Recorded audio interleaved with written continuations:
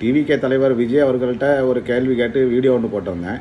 அதில் ஒரு தற்கொலை என்னைய ஏசி கமெண்ட் போட்டு என்னைய ஃபாலோ வேறு பண்ணி வச்சுருக்கு. நீங்கள் நடத்துகிற பொதுக்கூட்டத்துக்கு கண்டென்ட் எடுக்க எங்கள் அண்ணன் சாட்டை துரைமுருகன் அவர்களுடைய வீடியோவை நீங்கள் ஃபாலோ பண்ணுதாங்க உங்கள் உளவுத்துறை.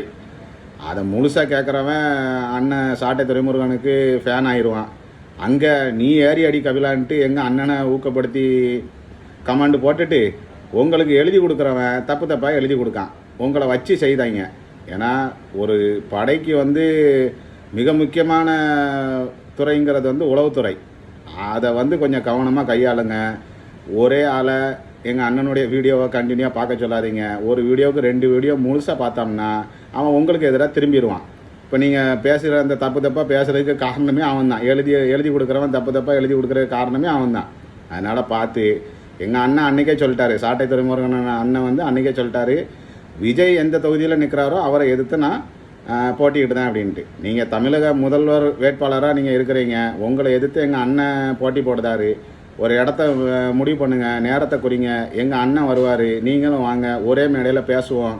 உங்கள் தொண்டர்களும் நிற்கட்டும், மக்களும் நிற்பாங்க, எங்கள் தொண்டர்களும் நிற்பாங்க. யார் சரியாக பேசுதீங்களோ, யார் சரியான தீர்வு கொடுக்கீங்களோ அவங்க மக்கள் அவங்கள முடிவு பண்ணுவாங்க. சரிதானே? இதில் நீங்கள் ஒரு பக்கம் பேசிட்டு போகிறீங்க. நீங்கள் தான் ஏதோ நம்ம தமிழ்நாட்டை காப்பாற்ற போகிற மாதிரியும் உங்கள் வர்ச்சுவல் வாரியர்ஸ் இங்கே வலைவழியில் கடந்து சண்டை போட்டு கிடக்காங்க.